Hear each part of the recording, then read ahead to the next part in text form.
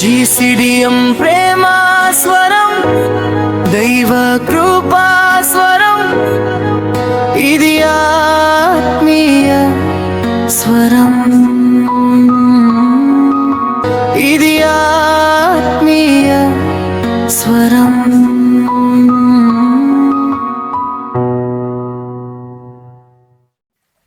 ప్రియమైనటువంటి శ్రోతలకు, వీక్షకులకు ప్రభు అయిన యేసుక్రీస్తు నామమున మీకందరికీ వందనాలు చెల్లిస్తున్నా. దైవ కృపా స్వరము అనే కార్యక్రమానికి స్వాగతం పలుకుతున్నా.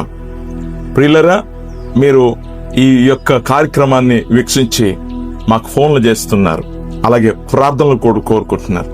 దేవుడు మిమ్మల్ని దీవించును గాక. ఈ కార్యక్రమం ద్వారా మీ దగ్గర రావటానికి దేవుడు మాకు అనుగ్రహించినటువంటి ఈ పరిచర్య ధర్మాన్ని బట్టి దేవునికి స్తోత్రాలు చెల్లిస్తున్నాం. దేవుని సహాయాన్ని అడుక్కుందాం. ఈ రోజు కూడా దేవుని యొక్క కృప గురించి, ప్రత్యేకంగా యేసు క్రీస్తు యొక్క దైవత్వం గురించి మనం మాట్లాడబోతున్నాం. రోజు లేకపోతే ప్రతి కార్యక్రమంలో కూడా ఈ యొక్క మనం ఎంచుకున్నటువంటి ఆ యొక్క సబ్జెక్ట్ అంటే యేసు క్రీస్తు దైవత్వాన్ని బయలుపరచడం, ప్రకటించటం. కనుక అందుకే యోహాను సువార్తను మనం ఎన్నుకున్నాం. కనుక ఈ యొక్క సత్యాన్ని మనం ధ్యానం చేసుకుందాం, దేవుని సహాయాన్ని మనం పొందుదాం. ప్రార్థన చేద్దామా? మా ప్రియమైన పరలోకపు తండ్రి, నీకు వందనాలు, స్తోత్రాలు చెల్లిస్తున్నాం. ఈ అద్భుతమైన గడిని బట్టి స్తోత్రాలు చెల్లిస్తున్నాం. నీ కుమారుని గురించి, నీ యొక్క దైవత్వం గురించి మేము ధ్యానం చేస్తుండగా మాతో మాట్లాడమని ప్రార్థన చేస్తున్నాం. మాలో ఉన్నటువంటి అపోహలు తొలగించమని ప్రార్థన చేస్తున్నాం. నీ వాక్యంలో ఉన్నటువంటి ఆ ప్రక్రియలు మేము అర్థం చేసుకునేటువంటి జ్ఞానం మాకు అనుగ్రహించమని యేసు నామమున ప్రార్థన చేస్తున్నాము తండ్రి. ఆమేన్, ఆమేన్. ప్రియులరా, యేసు క్రీస్తుని గురించిన దైవత్వము మనకు ఎప్పుడైతే అర్థమవుతుందో పరిపూర్ణంగా, మనం దేవునికి గుణలక్షణాలు పరిపూర్ణంగా మనకు అర్థమవుతుంది. దేవునికి సిస్టం, దేవుని పద్ధతి మనకు పరిపూర్ణంగా అర్థమవుతుంది. అప్పుడు మనకు క్షేమము, నెమ్మది, సమాధానము, మనశ్శాంతి అని కలుగుతుంది. అప్పటి వరకు మనకు కలగదు. భయము, ఆందోళన, చింత, చిరాకు, రకరకాల సమస్యలు మనకు జరుగుతూ ఉంటుంది. కనుక దేవుని వాక్యము మనకు అర్థమైతే మనం అద్భుతంగా మన విశ్వాసాన్ని మనము వృద్ధి చెందించగలుగుతాం. మనము నేర్చుకుందాం. యోహాను సువార్త 5వ అధ్యాయంలోనే ఈరోజు నేను మాట్లాడబోతున్న విషయం ఏంటంటే, యేసే దేవుడని లేఖనములు సాక్ష్యం ఇచ్చుచున్నవి. యేసే దేవుడని లేఖనములు సాక్ష్యం ఇచ్చున్నది. బైబిల్లో 66 పుస్తకాలు ఉన్నాయి. ఈ 66 పుస్తకాలు అద్భుతమైన రీతిగా వ్రాయబడింది. ఇది పరిశుద్ధాత్మ యొక్క ప్రత్యక్ష ద్వారా చాలా చక్కగా వ్రాయబడింది.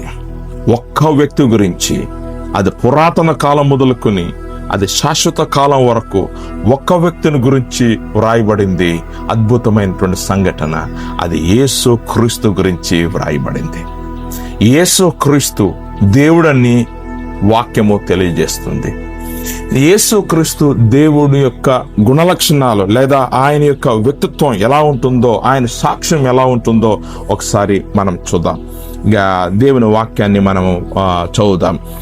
యోహాను సువార్త 5వ అధ్యాయం. యోహాను సువార్త 5వ అధ్యాయం. యేసే దేవుడని లేఖనములు సాక్ష్యం ఇస్తున్నాయి. నేను సొంతంగా మాట్లాడటం లేదు, వాక్యం ఏది సాక్ష్యం ఇస్తుందో అదే మాట్లాడుతున్నాను. అందుకే క్రైస్తవ సంఘాలలో క్రైస్తవ నాయకులు నొక్కి చెప్తుంది ఏంటంటే, వాక్యం ఏం చెప్తుందో అంత ధైర్యంగా, అంత విశ్వాసంతో ఎలా చెప్పగలుగుతామంటే ఇది దేవుని వాక్యం కనుక. దీంట్లో చాలా వాగ్దానాలు ఉన్నాయి, ప్రవచనాలు ఉన్నాయి, అవి నెరవేర్పు జరిగినాయి, భవిష్యత్తులో ఇంకా నెరవేర్చబడబోతున్నాయి. కనుక ఇది ఫ్యూచర్ ఉంది, ప్రజెంట్ టెన్స్ ఉంది, అలాగే హిస్టరీ కూడా ఉంది. అద్భుతమైనటువంటి వాక్య భాగం చదువుతాను, వినండి. తండ్రి అయిన దేవుని యొక్క సాక్ష్యం. యేసు ప్రభువారు మాట్లాడుతున్నారు. ఏంటంటే, దేవుని యొక్క లక్షణంలో ఏముందంటే, దేవుని ఆజ్ఞలు కూడా ఇలాగిచ్చాడు. ఏ సాక్ష్యమైనా నిలబడాలంటే ఒక సాక్ష్యం పనికిరాదు. ఇది కూడా దైవత్వానికి అది ఉపయోగపడుతుంది. కొలమానం ఏదైనా ఒక సంఘటన తెలియజేయాలంటే, అది బలముగా నిలబెట్టాలంటే సాక్ష్యం చాలా అవసరం. సాక్ష్యం లేకుండా ఏది నిలబడదు. కనుక ఒకరి సాక్ష్యం పనికిరాదు. ఏ సమస్యను ఎక్కడ జరిగినా అది సత్యాన్ని పట్టుకోవాలంటే ఒక్కరి సాక్ష్యం పనికిరాదు. ఒకరికంటే ఇద్దరు, అంటే ఎక్కువ మంది కావాలి. ఇద్దరు సాక్షులైనా ఉండాలి, లేదా ముగ్గురు సాక్షులు ఉంటే గొప్పది. కనుక ఆ సాక్ష్యాలు ఉన్నాయి దేవుని వాక్యం. అంటే తండ్రి అయిన దేవుడు మాత్రమే కాదు మాట్లాడేది, కుమారుడు కూడా మాట్లాడుతున్నాడు. తండ్రి అయిన దేవుడు కుమారుని గురించి మాట్లాడతాడు, కుమారుడైనట్టు ప్రభు తండ్రి గురించి మాట్లాడతాడు. పరిశుద్ధాత్ముడు తండ్రిని గురించి కుమారుని గురించి బలపరచడానికి మాట్లాడుతున్నాడు. ఇది ఒక ఐక్యత, ఇది దైవ ఐక్యత. దేవునిలో ఈ ఐక్యత లేకుండా మీరు కూడా ఐక్యత కలిగి ఉండాలి అని చెప్పడం ఇది సరైన పద్ధతి కాదు. కనుక దేవుళ్ళో ఐక్యత ఉండాలి, దేవుళ్ళో ప్రేమ ఉండాలి, దేవుళ్ళో సత్యం ఉండాలి, దేవుళ్ళో సహవాసం ఉండాలి. అప్పుడు ఇతరులకు చెప్పాలి. అందుకే సంఘము దేవుడు నిర్ణయించిన ప్రక్రియ అద్భుతంగా ఉంది. కనుక తండ్రి కుమారుని ప్రేమిస్తున్నాడు, కుమారుడు తండ్రిని ప్రేమించి విధేయత కలిగి ఉంటున్నాడు. ఇది అమోఘం, ఇది ఆశ్చర్యం. ఇది మానవ ఆలోచన చేస్తున్నప్పుడు తండ్రి గొప్పవాడు, కుమారుడు చిన్నవాడు కదా అనుకుంటాం. ఇది అలాంటి ఆలోచనలే కాదు, మానవ సిద్ధాంతం కాదు. ఇది రెండో వ్యక్తి ఉన్నాడు అని చెప్పటానికి కుమారుడు అని బిరుదు ఇవ్వటం జరిగింది తప్ప ఇది కుమారుడు అనగానే ఇది చిన్న పిల్లవాడనే కాదు. కుమారుడు యేసు ప్రభువారు తండ్రితో ఉనికిలో సమానంగా ఉండువాడే, అది దేవుని వాక్యం తెలియజేస్తుంది. యేసు ప్రభువారు ఇలా మాట్లాడుతున్నాడు 31వ వచనంలో. యేసు ప్రభువారు ఏమంటారంటే, నా ఇష్ట ప్రకారంగా నేను రాలేదు, నా చిత్తాన్ని నెరవేర్చడం రాలేదు, నా యొక్క కోరికను తీర్చుకోవడానికి రాలేదు ఈ భూమి మీద. తండ్రి ఏదైతే చెప్పాడో అదే చేస్తున్నాను. ఇది సాక్ష్యం. తండ్రి పంపించాడు, అదొకటి సాక్ష్యం. తండ్రి చెప్పాలి. ఇప్పుడు కుమారుడు తండ్రి చెప్పిన కార్యంలో ఆయన చేయాలి. అప్పుడు అక్కడ విధేయత ఉంటుంది, ఆ సంబంధం ఉంటుంది. కనుక ఇక్కడ యేసు ప్రభు వారు అంటున్నారు 5వ అధ్యాయము యోహాను సువార్త 30వ వచనంలో, నా అంతటా నేనే ఏమీ చెయ్యలేను, నేను వినున్నట్లుగా తీర్పు తీర్చుచున్నాను, నన్ను పంపిన వాని చిత్త ప్రకారమే నేను చెయ్యగోరుదునుగా, నా ఇష్ట ప్రకారం చెయ్యగోరును గనుక నా తీర్పు న్యాయమైనది. నా అంతట నేనే చెయ్యలేను అనగానే చాలా మంది ఏం మాట్లాడుతున్నారంటే, ఈయన చెయ్యలేడు, ఈయనకు అధికారం లేదు, శక్తి లేదు, తండ్రితో సమానుడు కాడు అని అర్థం చేసుకుంటారు. అలా కాదు. యేసు ప్రభువారు సమస్తమును విడిచిపెట్టి ఈ భూలోకానికి రిక్తునిగా దిగి వచ్చాడు. మనిషి ఆకారంలో కనబడుతున్నాడు. వాక్యం కూడా అలా మాట్లాడుతుంది. మనిషి పాపి ఆకారములు, పాప శరీర ఆకారంతో ఆయన వచ్చాడు. కనుక సమస్తం విడిచిపెట్టి వచ్చాడు. ఆయన ఏదైనా చేయగలుగుతాడు, ఆయనకి శక్తి ఉంది. కానీ ఆయన మరణించాలి, విధేయత చేత మరణించాలి. ఆజ్ఞలను పాటించి నెరవేర్చి, ప్రవచనాలు నెరవేర్చి ఆయన మరణించాలి. ప్రవచన ప్రకారంగా ఆయన తిరిగి లేవాలి, ప్రవచన ప్రకారం ఆయన తిరిగి వెళ్ళాలి, సింహాసనం మీద కూర్చోవాలి. ఇదండి దేవుని వాక్యం. అందుకే చాలా మందికి అర్థం కావట్లేదు.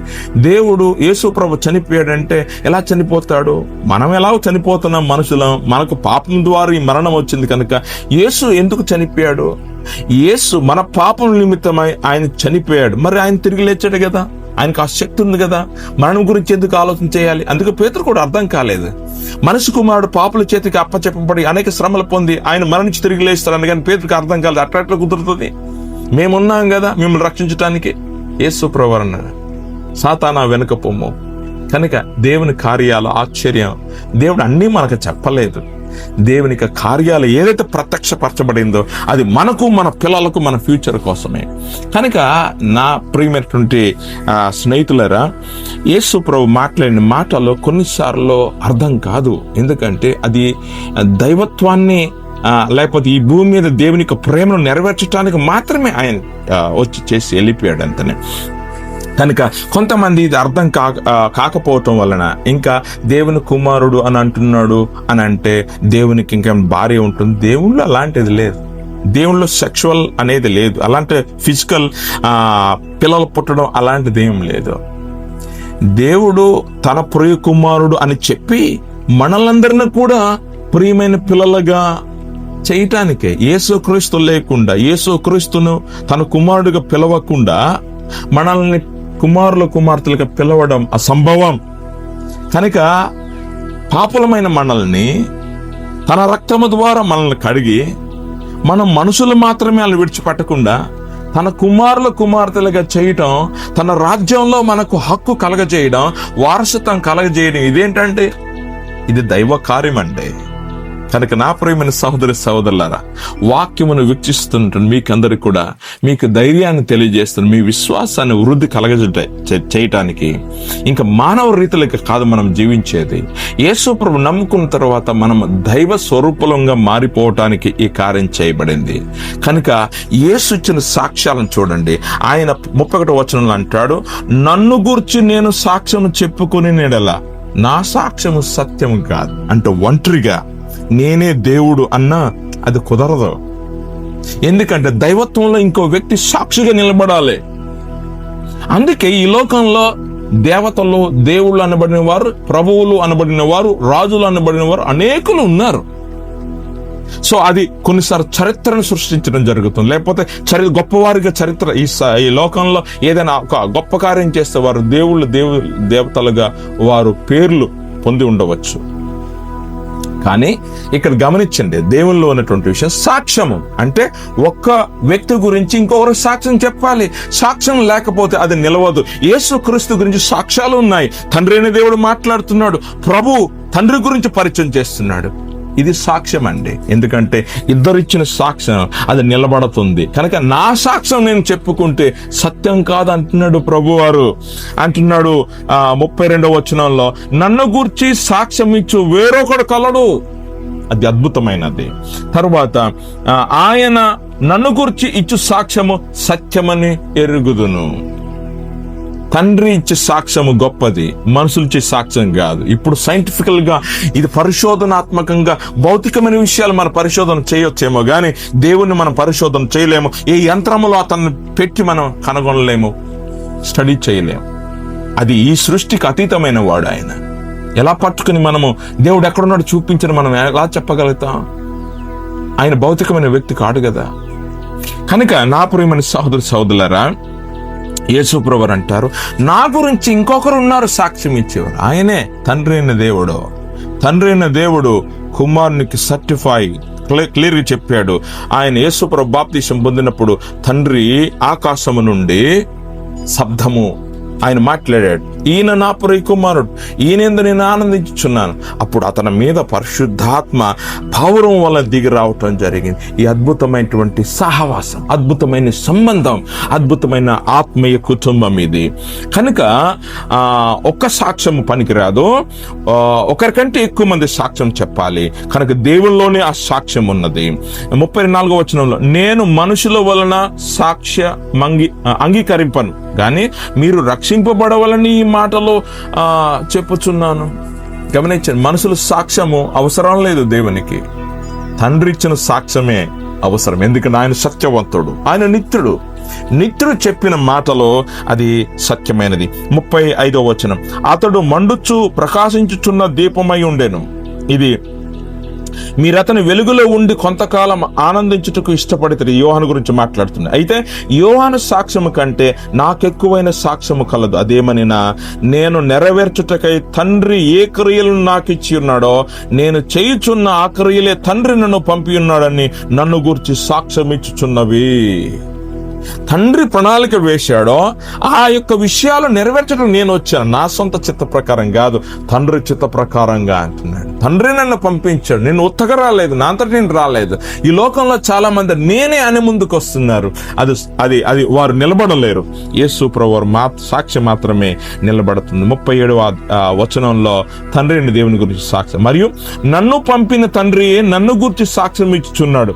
మీరు ఏ కాలమందైనను ఆయన స్వరము వినలేదు. ఎవరి స్వరం వినలేదు? తండ్రి స్వరం వినలేదు. ఆయన స్వరూపము చూడలేదు. ఎవరి స్వరూపం చూడలేదు? తండ్రి స్వరూపం చూడలేదు. ఎందుకు చూడలేము? ఆయన వెలుగై ఉన్నాడు, ఆయన అమరత్వంలో ఉండేవాడు, మనుషులకు కనబడలేదు. మరి ఎవరు కనిపించారు? దేవుని ఎలా చూశారు? ఎవరిని చూశారు అంటే యేసు ప్రభుని చూశారు. యేసు ప్రభు ద్వారానే కార్యములు ఏదైనా జరుగుతుంది. అందుకే నేనే మార్గమును సత్యము జీవమును అన్నాడు.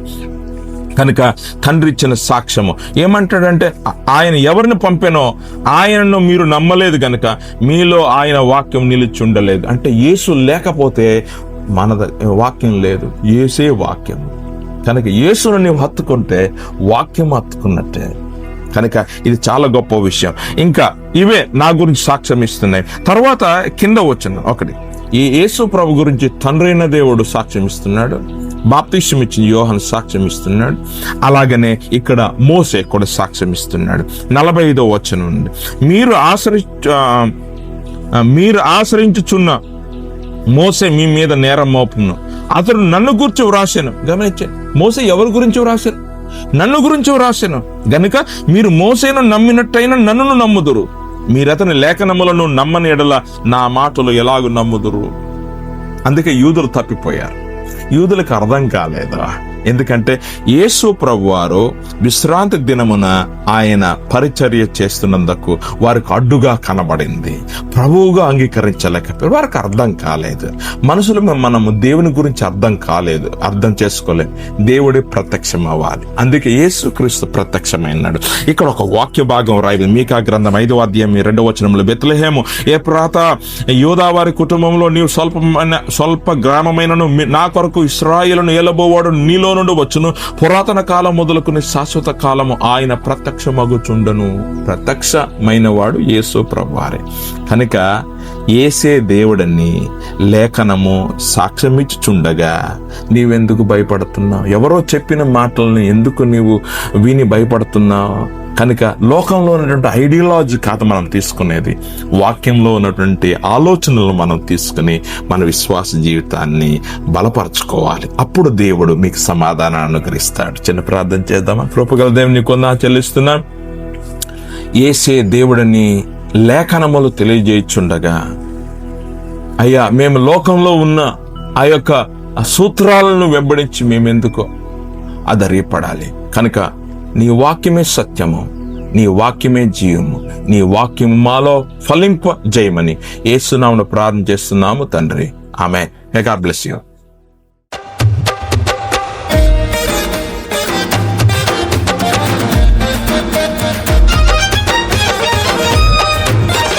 యేసు వార్త చాటెదం రమ్ము సోదరా, యేసు తోటి సాగెదం రమ్ము సోదరీ. అన్ని దేశాల